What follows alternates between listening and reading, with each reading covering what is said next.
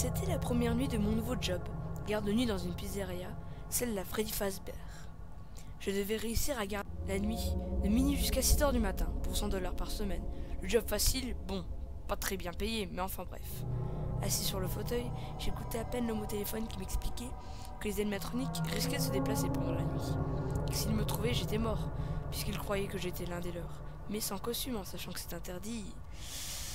Ils risquent de me fourrer dedans, mais c'est pas tellement adapté pour les humains.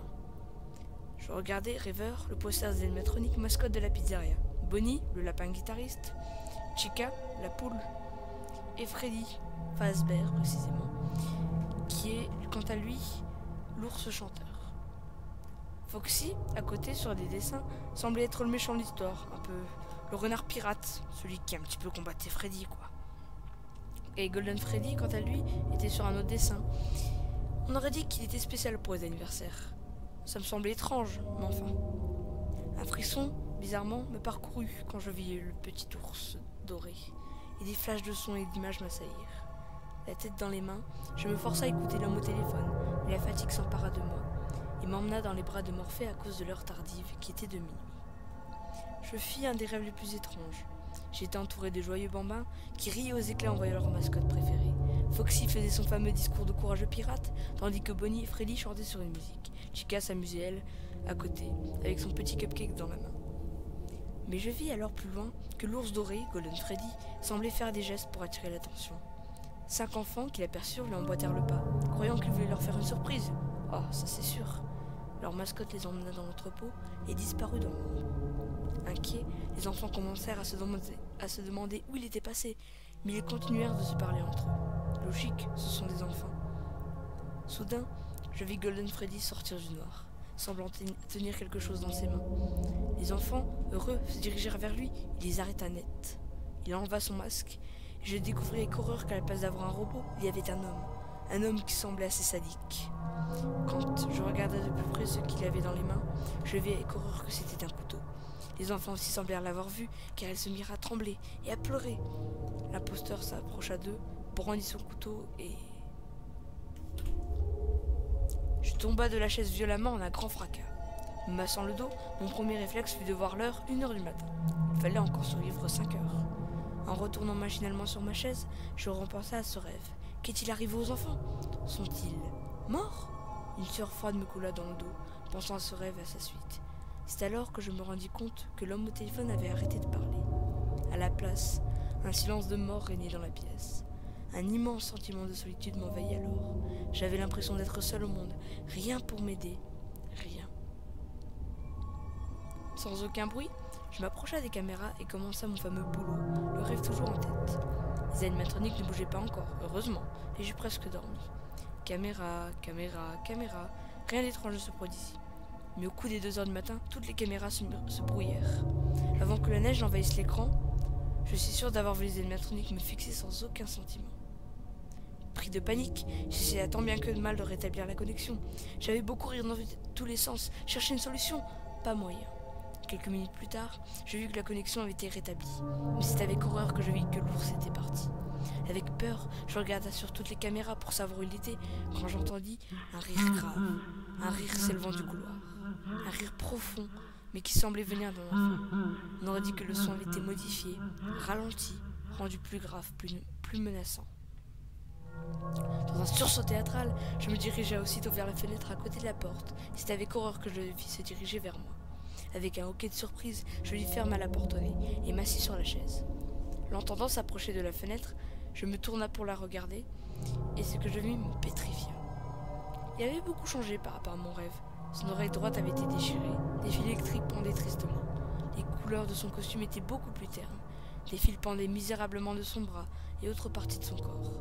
Mais le pire était son visage. Du sang et du mucus, sorte de bave, avait semblé couler de ses yeux et de sa bouche. De la moisissure infestait toutes les parties de son corps. On aurait dit un mort-vivant, un cadavre. C'était horrible. Dégoûté, je détourna les yeux et me força à regarder les caméras, sentant toujours le regard de l'ours chanteur sur moi. Enfin, après un temps indéfinissable, il s'en alla, le bruit de métal rouillé remplaçant le silence à chacun de ses pas. Poussant un soupir, je réouvra la porte et me concentra sur ma tâche. Il était déjà 3h du matin. plus que 3 heures. Aucun incident à noter, à part quelques mouvements de caméra de ci, de là, jusqu'à 4 heures. Mais avant de partir de là, tout alla de travers. En regardant la caméra où se donnait habituellement le renard pirate, le rideau avait semblé être tiré, et à la place de la pancarte « Sorry, out of order » était écrit « It's me ». En hurlant de terreur et de surprise, je chercha sur toutes les caméras. Je le vis courir dans le couloir et se diriger vers moi. Il allait à toute vitesse. Tremblant de peur, j'essayais de fermer la porte, mais trop tard. Foxy déboula dans la pièce, sa mâchoire pendante ensanglantée, son unique œil valide, car l'autre étant caché par un bandeau de pirate, me fixant d'un air menaçant. Avec un autre hurlement de terreur, je me réfugiai sous le bureau, les bras au-dessus de la tête. Le renard se stoppa net et sembla me scanner en rayon X. Il s'approcha encore plus de moi. C'est alors que j'eus des souvenirs d'87. J'étais devant lui, j'étais enfant, j'étais tout petit. Et il me regardait, j'étais comme ça, j'étais « Hé, regardez, c'est le bon vieux pirate !» Puis soudain, il me sauta dessus. Croix en avant, claquement sinistre, sang qui coule au sol, corps inerte. Énorme cri autour, puis plus rien. Le vide. Juste une phrase murmurée par le bon vieux capitaine. « I'm sorry, my best friend. » Sortant de mes souvenirs, je le regarda. Il semblait encore me jauger, mais je vis un peu de tristesse dans ses yeux. Il s'approcha alors vers la porte ouverte et hurla d'un cri inhumain. J'ai l'impression de voir des flashs d'enfants qui criaient au secours.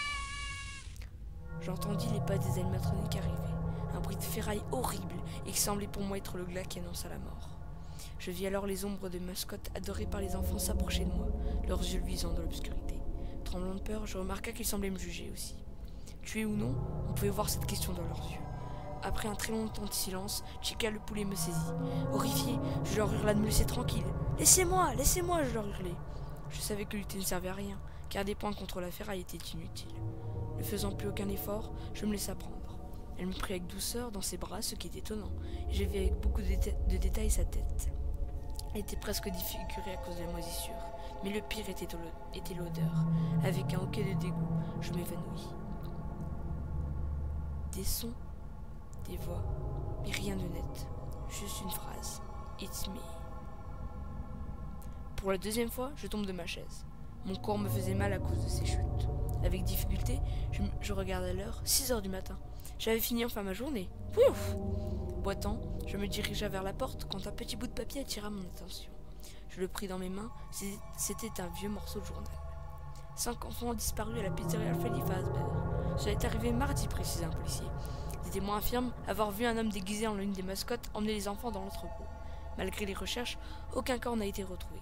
Mais depuis quelque temps, des parents inquiets ont remarqué que du sang et du mucus avaient coulé des yeux et des bouches des animatroniques. Mais surtout qu'une odeur de cadavre flottait dans l'air à chaque fois que l'on s'approchait d'eux. Ce n'est pas le premier incident.